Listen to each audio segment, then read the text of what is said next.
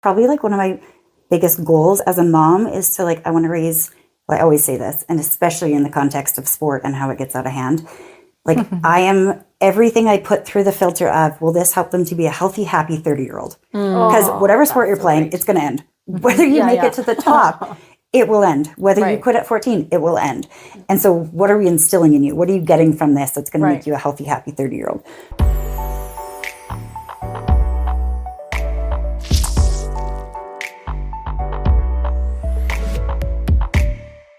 Welcome back to another episode of Smashed Oranges. If you have not done so already, please give us a like and subscribe down below.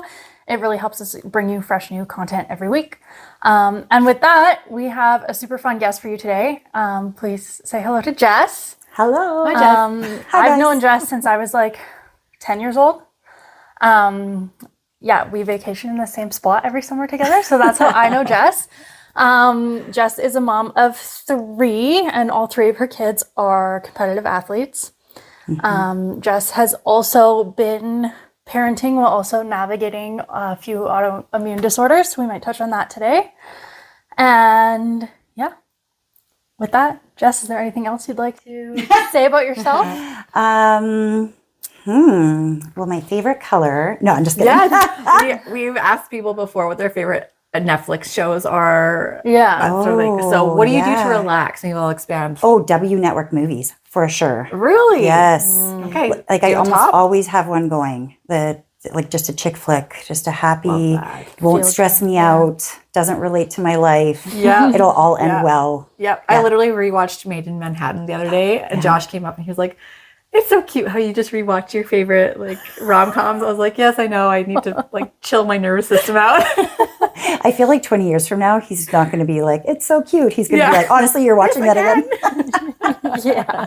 We'll get there when we get there. We'll have some more. Yeah. But the OG chick flicks, you just can't beat them. Yeah, totally agree. That's my outlet. Well, that and yoga. Oh, well, maybe I'll touch on that a little bit later. Because like Maddie mentioned, the autoimmune disease part of your life is pretty prevalent in the way that you in the way that you parent, or try not to make it prevalent in the way that you parent. So I would like to just maybe before we get there, to kind of give us a bit of backstory on what your life is like now.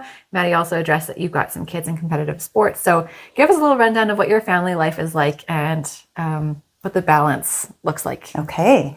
Well, our background for both my husband and I, we both played Division I sports on scholarships down in the States. So I think that's really shaped our perspective on how we're raising kids. With their interest being also in sport, we really have put a lot of thought into like how we want to navigate all of that, and how we want to help them to navigate all that. So I say that not at all in like a braggy way. I am long since washed up, but so is Mark. But I say that because it really has shaped our perspective, and it also has created our community in that the people we're talking to about how we're navigating our kids' sports, they also played high level in their own right. And so I think it's just brought like a different perspective than you might find amongst a local community. Totally. In just keeping in touch with former teammates and stuff who have played all over the world, and then getting to bounce things off them. I know my husband talks to like his best friend who played pro hockey and was one of his teammates. He talks to him every day, and they're like, "Okay, so here's what happened in my kid's thing last night. Here's what we're trying to decide as we're making choices as our kids get older and helping them figure out their next steps." We really value that a lot. So day-to-day life, we have 3 kids. They're grades 4, 6, and 11. Do you ever go into the doctor's office and they ask you your kid's birth date and you're like, that's what I felt right there.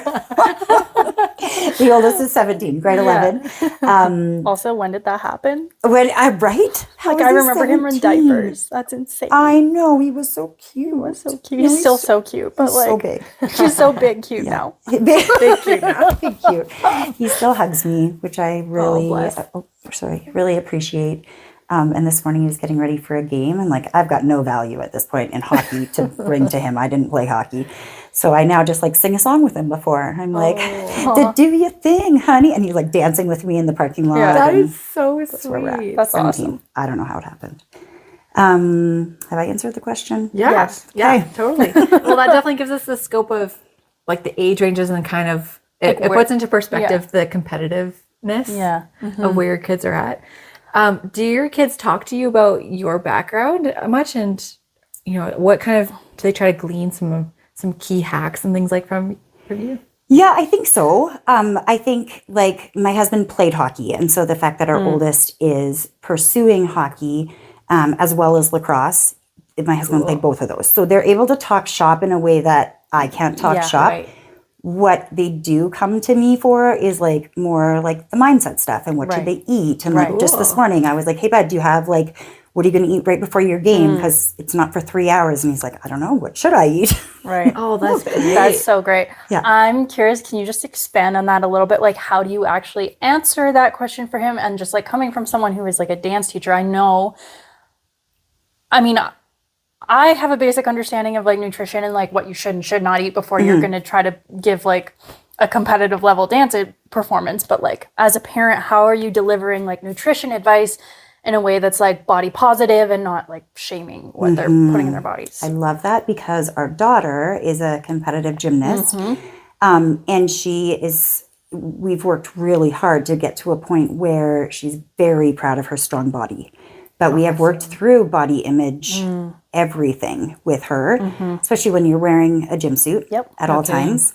And you're not the tiniest thing out there. So we really have shaped even just the way we speak in our house. We talk a lot about strength. We talk a lot about muscles. Like, oh, your jeans are tight? Yeah, it's because you've been squatting. Like your legs are getting big. And we embrace that. Right. We actually have like a thing where we bring the scale down and everyone like loves to get on the scale to see how much stronger they've gotten. And as they put more pounds on, they've gotten stronger. And they love that. Yeah. Poppy had a little friend say something to her the other day, like, oh, you're so skinny, which is something that is never said to her, but she's fit.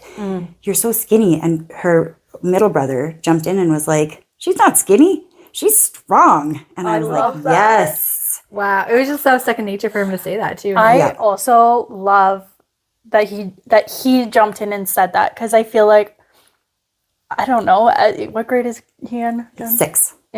Like what 6-year-old boy has like enough like understanding of like those things that he would just be like, no, like she's strong. Yeah. You know? Well, grade 6. But yes, still. Yeah. They are learning that for sure. And their oldest is very, like he's like a pretty cool human. And I feel like he has made parenting easier on us because they watch him.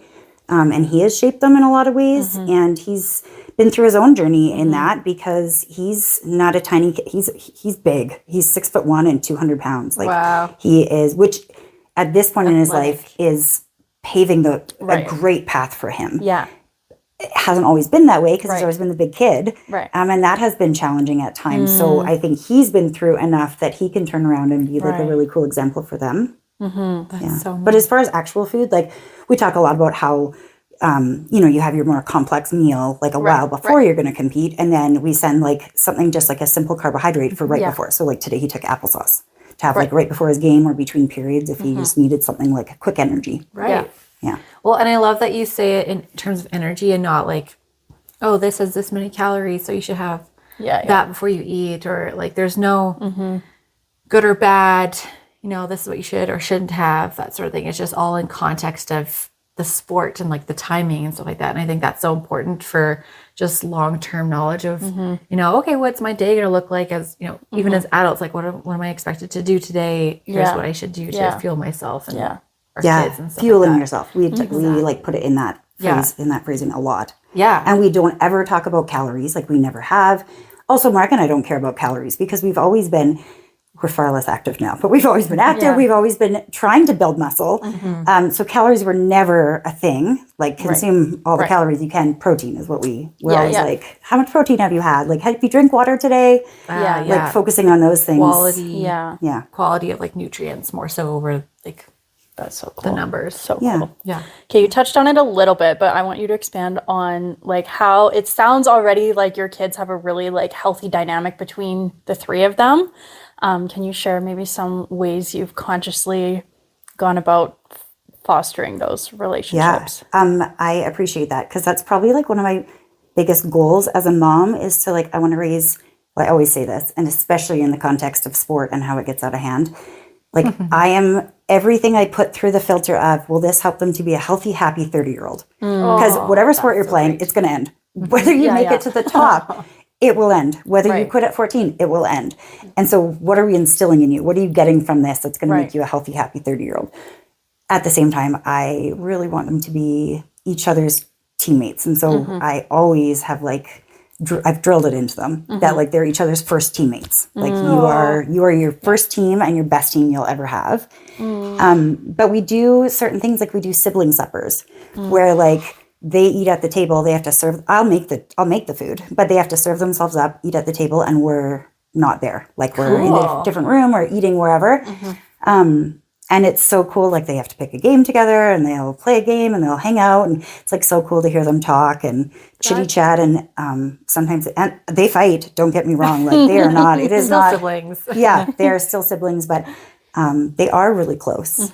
They do really value each other. I think part of that was our doing. Sorry. And I think part of that, we had our oldest.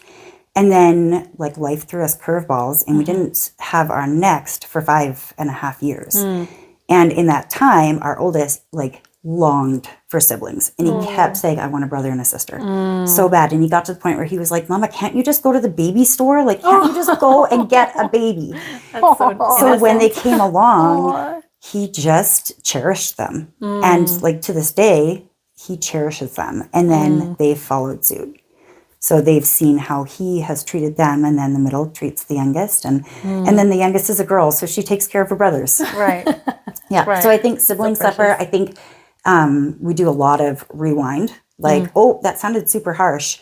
Rewind, try again, and then I make like that like rewind sound, and then I literally make them say it again in like a nicer tone, or how could you rephrase that? I love that. So that they've like learned to talk kindly to each other and build each other up. Because I just really think that whole idea of like, if you don't build them up in your home, the world is not going to do it. Yeah. Well, and it's apparent again in that example that you shared with your I was going to say 6-year-old again, but the grade 6-year-old standing up and saying, you know, like, no, like she's strong.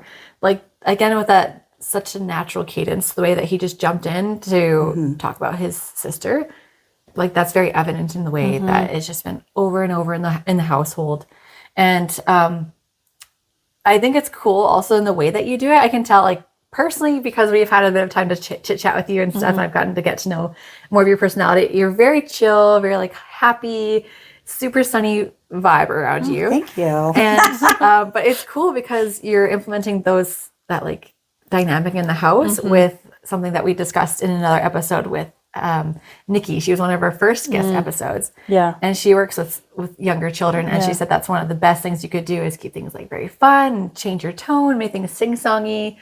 And it sounds like that's working for you guys to just be like, okay, let's make it not so serious, but you need to kind of switch up the way that you're speaking to each other or things like that. And so do your kids ever give you pushback on that? No, not really. Awesome. I think like I'm not a yeller. It's just not my nature. But I have a tone that like I said something to one of them just yesterday, to the middle one, and our oldest, his head whipped around and like it was this same volume, but that like he was arguing with me about something and I was like, nope, like I've said what I've said. I'm the mom and you need to listen. And I aspire to have that tone. His head whipped around and I was like, you heard it, didn't you? And he's like, yes. I'm like, so is it cool. scary? And he's like, yeah, a little. See, I want that in my life. I want to have like the little bit of scariness that can just come out at the right moment, not be like, that's perfect. I love that so much for you. I don't know if they love that, but. Well, it comes in handy because I think you're right. Like having some clear distinction between like, you're still the children, I'm still the parent. And I think that's just a useful boundary and skill to have. And I feel like sometimes it can get a little bit lost in this whole, we've talked about it a little bit, the two of us, just like, do we want to be more of their friend growing up or do we want to be more parent? And like, how do you marry the two? And especially as you as your kids grow up, and like you're saying, you want your kids to be like a team and stuff, but you also want to view you and your husband to be on the same team, right? Like you don't want to, you don't want there to be animosity as they start to age and be like, oh, I can't believe like mom and dad did that or would speak to me like that. And so, yeah, big props to you because I think you're doing a good job. Oh, well, thank you. Yeah. There are, like, we talk very candidly with our kids, and our oldest has definitely, like, we've laughed / cringed. He's told us like the things we've done over the years and how it's made him feel, and we're like, oh, buddy, we're so sorry. Like, he's so open we've made about some it. big mistakes. Like, one of the things we used to say is we're shooting for average, and we thought it was funny, and we were like, we're shooting for average because if you're above, great. If you're below, not a far drop. Like, just seems like a relaxed goal. You know, you do you. Right. What he heard was, you're average. Oh. And all we aspire for you to be is average. Oh. Oh. Anyways, we've worked back from that. It's hard when you're like your intentions are good, and I think, but it's cool that he was willing and able to talk to you about it because that again shows that sign of trust that you've created amongst yourselves. Yeah, I hope so. That's amazing. Yeah. So we've made a lot of mistakes along the way. What But I did you appreciate switch your it to? compliments. I think we just dropped it all together. Like, I think You're like, there's no coming back we from that. swept that one under the rug. We didn't use it on the other two. That whole thing of like your first child is your guinea pig. Yeah. We chalked it up to that. That's funny. That's funny. That's Awesome. Yes. So funny. So I've seen a little bit on your social media. I kind of want to go back to a little bit of the teammates within the siblings kind of dynamic because I've seen with them all being competitive sports on your social media that you encourage them all to go and support each other at each other's events. How does that work with like people's schedules? Do you navigate any, again, pushback on like, do we have to go? We've got so many games before, whatever. How does that look like in your life? Yeah. So we do that. I mean, the schedules are getting busier as they get older. So it becomes a little bit less doable. And the oldest doesn't get to go to the other two's stuff as much just because his stuff is more consuming at this stage of the game. But as much as we possibly can, like we don't ever leave a kid at home just to hang out while we go to a game. We take them with us. And if we do get pushback sometimes, and I just say like, no, we support each other. Like we're going because we support each other. And then because it goes all the directions, they see that and they get that. That's the standard that's set. Yeah. And I've just really watched it like help them to be more invested in each other's journeys and each other's successes. Like yesterday, one of them was playing the oldest was playing it in a game and we couldn't be there because it was too far from home. And so I'm getting texts from my husband and I'm like, guys, he scored. And they're like, yes. And they're like cheering in the kitchen. And I think it's helped them to be each other's cheerleader. That being said, like often we'll bring a friend with them and they'll play and they're like half the time not watching the game. We're not saying like you have to sit here and study what's happening. We're just like, you're in spirit, you're there. We're supporting each other by being there. That's a great way to do it, was bring your friend or bring a favorite snack or something, make it make it casual. We've been known to we'll bring a gymnastics mat, like a foldable. Cool. And then our daughter does handstands, and so she's happy. Yeah. Genius. We've brought stilts to the rink before, and the kids have like walked around on stilts and played and had fun. And That is so fun. That's awesome. Yeah. Adopt me. I'll bring the stilts over. Perfect. So neat. Awesome. So fun. So I wanted to make a little bit of a jump now. Yeah. I am really curious now because we, prior to starting the episode, we talked a little bit about your personal health issues over the years. And again, especially considering how busy your schedule is and how involved you are as a parent, I'm really curious to know kind of what is going on with your health currently and how did it begin? Because from what we talked about, some things were starting to kind of ramp up around the time that you had your first. And so could you give us a bit of backstory on that and then what it's brought you to now? Yeah. So I was in a bad car accident when I was 18. I had a brain injury. I had to like relearn how to walk properly and I lost 5 years of memory and I was like 50 first dates. Oh, crazy. Yeah. My husband and I had been dating and then we had broken up. And to this day, like I have no recollection of us getting back together. Oh. So we like whenever things are going sideways, I'm like, what did you say to me to get me back anyways? Like how did this happen? So fast forward, what I didn't know is that triggered some stuff in my body with the car accident. And I developed autoimmune diseases, which I didn't really, a spotlight wasn't really put on them until I had our first son. I had him super early at 34 weeks. Probably because of everything my body was going through, and then realized shortly after that, like I was pretty unwell, which led us to a string of doctors, finding out that I think at that time I probably had 3 or 4 autoimmune diseases. Holy moly. Do you mind me asking what some of your symptoms were? Yeah, so one of the biggest ones I have is called Sjogren's, and it attacks anything that makes liquid in your body. So I stopped making tears, saliva. Even like your lymphatic system, it basically turns to sludge. It's no longer like free flowing fluid. That's crazy. Like I don't really sweat. I have to work very, very, very hard to like sweat. Like I sit in saunas and stuff to move the toxins out. But those were the biggest ones. So like it affected my eyesight, and all of a sudden like I couldn't see, and so I'd have to keep my hand on my baby when he was crawling. Like we hired a nanny at one point because I couldn't see. So Mark couldn't go to work, and obviously I've come a long ways since then. The not treatments, but the management of symptoms in that area have come a long ways. So we have traveled from here to Mexico to Texas to all over the place trying to get me better. Right. And then at some point it shifted from like, okay, maybe I'm not going to get better, but maybe we can better deal with this. And like, I thought I'd be the first person to cure these diseases, and like get through them and come out the other side. Yeah.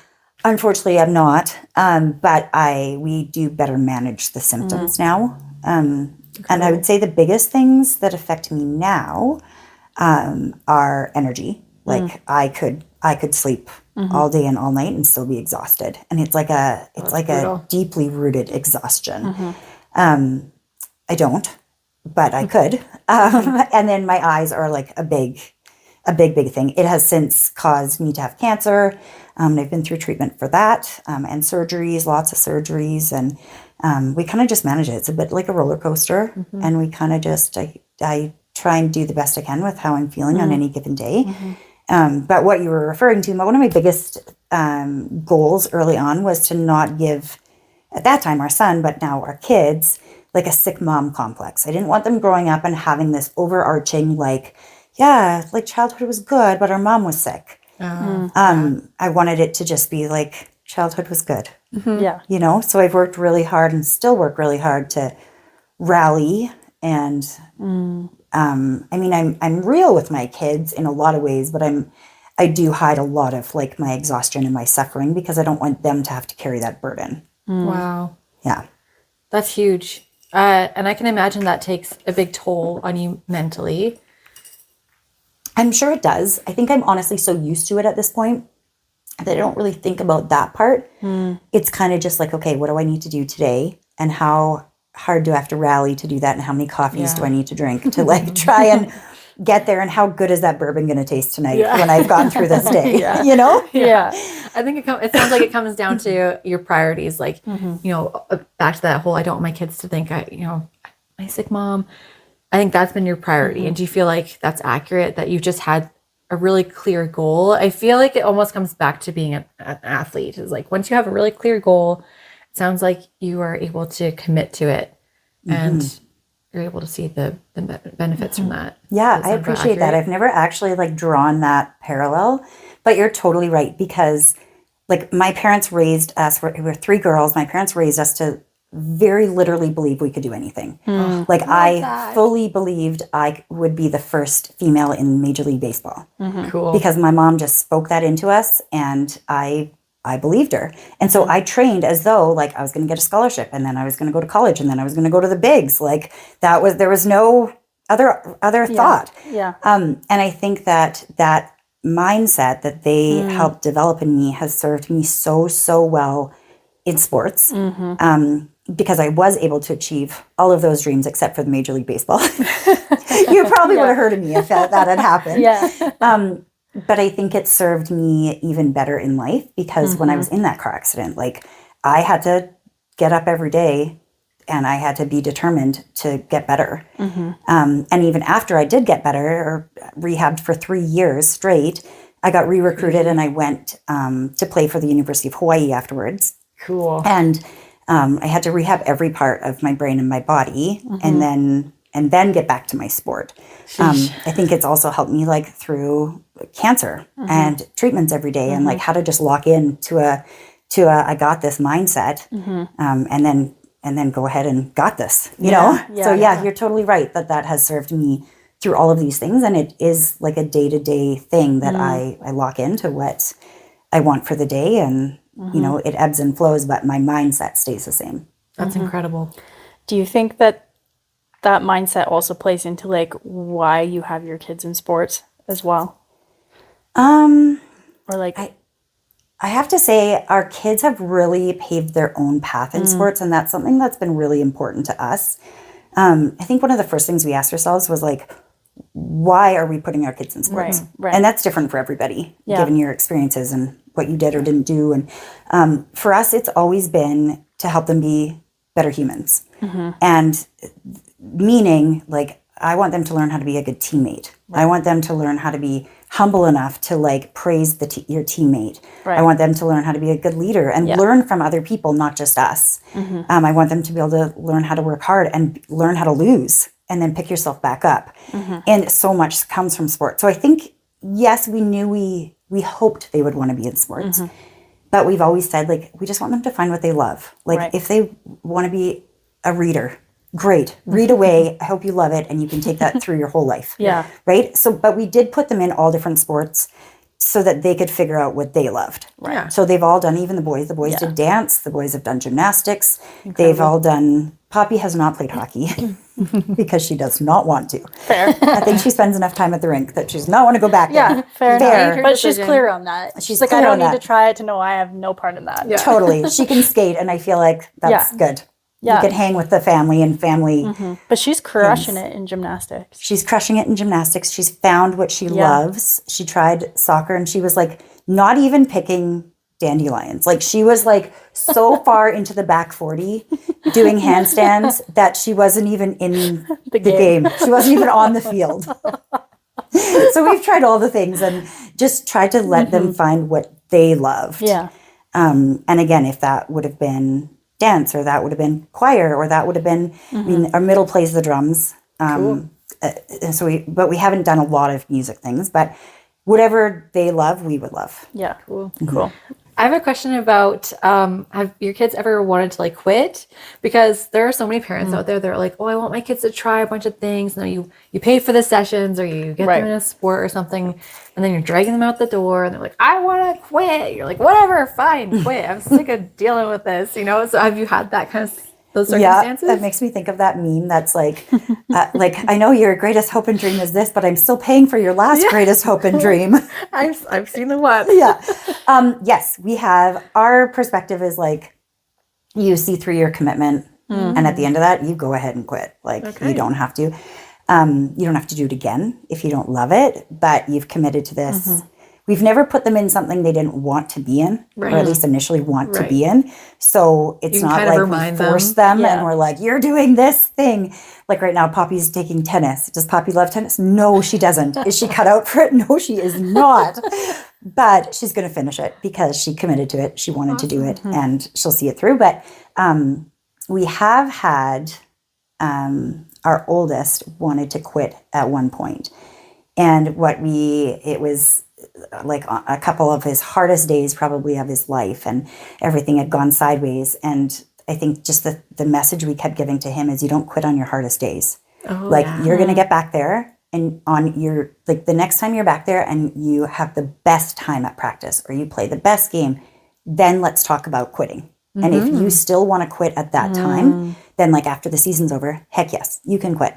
But you're not going to make that decision on your hardest day or at when you're struggling the most, because that's probably your feelings getting in the way. And I love that. Decision. I love that. Yeah, I'm going to implement that in my own life for sure. That's a great life A great life lesson. Water. Need to restart my brain or something. We're good. All good. Okay, so all of that, you guys have a wild life. How do you and your husband make time for each other to keep your marriage strong? Well, at different times, that's been definitely easier. Like for sure, this is the hardest season. We're like ships passing right now. I think the biggest things that we've like talked about lately is just like it's like our communication has to be exceptional right now, because there's straight up logistics that could be like a board meeting every day, right? Like getting everyone. I'm going to tell you, the world is made for families of 4. Like a family with 3 kids, we look at families of 4 and we're like, you guys nailed it. Like, well done. We would never change a thing. We love our 3 kids so much. But 3 kids is like the blender with no lid, and then you turn it on high. Oh gosh. Because you only have 2 people to get them there. Yeah. So yes, right now I would say like communication is the biggest thing. Yeah. Because you have to get through the logistics to even get to like, how are you doing? Yeah, totally. Right? And sometimes you don't even have time or energy to get through the logistics. So Yeah.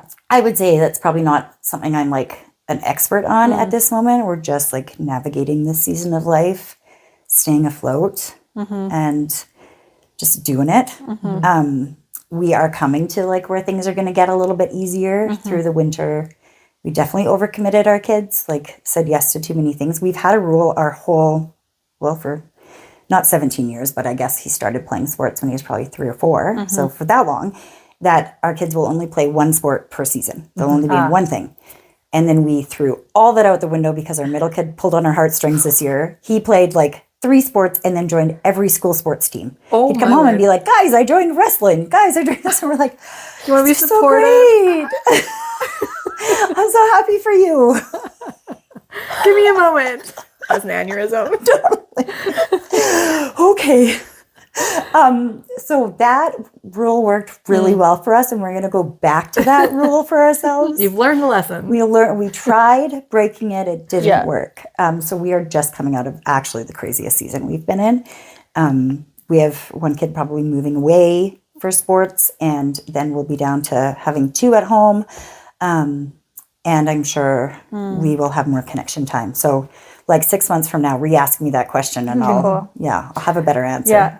It's just so funny to like, I mean, Sarah and I'm technically not even married yet, but like I feel like we're still in like the baby days, you know? Oh, like yeah. having like very like young families, you know, Yeah. and like younger marriages, and Things are it's just hard, so but like you still manage. because how long have you guys been together now? We've been married almost 22 years. Yeah, so it's just fun to hear that like 22 years down the road that like communication is still the number one thing. Yeah. Yeah, and that like we're still just cruising day by day.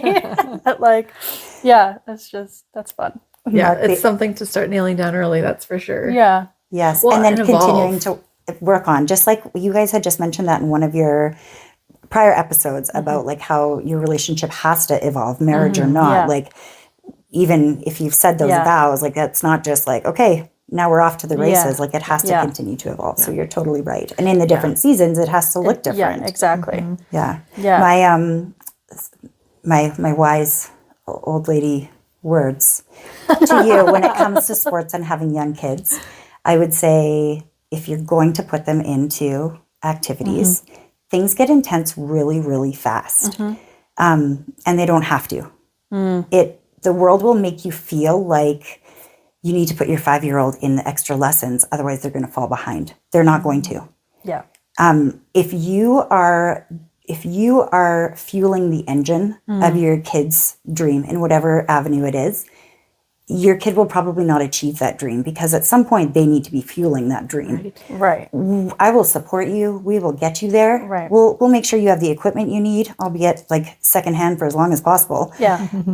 But we can't have the fire for you. You have to have the fire. And so this culture that has come to be, that is right now, tells you, you need to put them in all the extra. They're going to fall behind. They're going to fall behind. And what we've experienced and what we've seen firsthand is that they might fall behind in the moment. Like you might have a 7-year-old who doesn't make the top team because you didn't put them in year-round soccer or year-round hockey. Right. But by the time because they're 7, but by the time those kids are 14, the ones who are playing every day of their lives have burnt out, and a lot of them are quitting. Yeah. Right. And the 7-year-old who also skateboarded and did some hiking and like drew with chalk in the cul-de-sac and is happy and has had a healthy approach to whatever sport or activity they might love, they're probably peaking at that point. And so this message of like, you have to get intense and like dance. Oh, now you got to put them in the academy, or you got to put them in the elites, and like all these crazy words that you don't. Dance is the worst for that. Dance and It's the gymnastics worst. from what I've heard. Hey, it's like I don't know. Dance comps, like even like most sports, it's just like bronze, silver, gold. Call it a day. Dance, it's like bronze, high bronze, silver, high silver, gold, high gold, platinum, diamond, elite diamond. And it's just like, what? Where have we gone with this? I've noticed this on like friends' posts, and I'm like, I don't even, this is a whole different language. Yeah, dance world is wild. It's wild. And there's no governing body. So like every competition has their own like language for like gold, silver, bronze. yikes. Yeah. So as a parent, you get just like totally swept up in it. Yeah. Well, and I mean, I've been on the other side of it too. It's like working Totally. in the dance world. It's like as a coach and an instructor, I can second what you're saying. It's like the kids who jump in at like 8, 9, 10 and like actually want to be there because they want to be there and like they want to learn, they want to get better. I find they stick it through all the way to the end. Or like, kids that start dancing when they're 12, like end up with careers in dance later in life because they're not burnt out yet. Right. Right. And something that they want to do, and something they becomes like a part of who they are instead of oh, mom signed me up for this and I have to Not go always 5 the times a case, week. but like I have seen that. Yeah. Yeah. No, I get that. It's like anything. If you want to do it, Yeah. you're going to do a better job. Yeah. Right? Like if it's you driving the train. Yep. Yeah. Similar to like the kids who are like 3 and 4-year-old dance or soccer, any of the things. Like to me, that's like having a first birthday party for your baby. It's not for them. It's for you. Yeah. And power to you. Like I did it. There is zero judgment coming from here. But like that doesn't develop anything in them that they need. It's like did you ever do 6-month swimming lessons with your kids? Yes. Like at 6 months old? Yes, it was. No. It was for me to be comfortable with him in the water. Okay, fair. Well, by the time we were done, Yeah. I realized that like that was the only thing I actually got from that. Yeah. Oh, and that's valuable. Yeah. I got cold and grossed out by all the hair on the floor in the change room. And like my baby, and I was like, how do I change her diaper? She's like shivering in the pool. Totally. I thought it was horrible. But those are the things you do, like, basically, it's for you, right? And I think the same thing for like putting them in when they're so cute in their little dance costumes. Like, they don't, A, remember it, B, like, really learn very much. Yeah. So, but That's a really good thing to mention. I really appreciate that perspective because it's all ego, like for a lot of things with parents, right? Like sometimes we put kids in things or we expect a certain standard out of our kids because it's our ego that might suffer if they don't. And so what's some words of advice that you could give to younger parents, younger families to maybe not have their ego involved so much and help their kids build some resilience and learn some skills in a way that's purely for them? Well, that's a good question. I think one of your podcasts that I was just listening to I think it was about marriage, and you were talking about the list that you had that you came up with that you wanted for a future partner. I was thinking to myself, what was my list? And the only thing I can remember from my list that I had with my best friend was he has to be able to throw a football better than me. You're like, that's all I need to know. Right? Which is ridiculous. But it speaks to where my mindset was then. I met my husband when I was 17. Yeah. So I was in the height of my athletic career, and I was intense. Yeah. He was intense. We were driven for what we were passionate about and where we wanted to go. Our parents were not going outside to see who could throw the football better than each other. They were not the ones who had that intensity. Right. And I think that's what I've learned through parenting kids through sports is that a lot of the times it's the parents who have the intensity. And you got to go back to, why are you putting your kid in sport? Are you putting them in sport because you want them to have that end goal? Because that's driven by them. Yeah. You have no control over that, really. You can pay for all the extra lessons you want. You can make them play as much as you want. If they don't have that intensity, that end goal isn't going to happen. So if we dial it back, why are you putting them in sport? And then that can be like a check-in for yourself.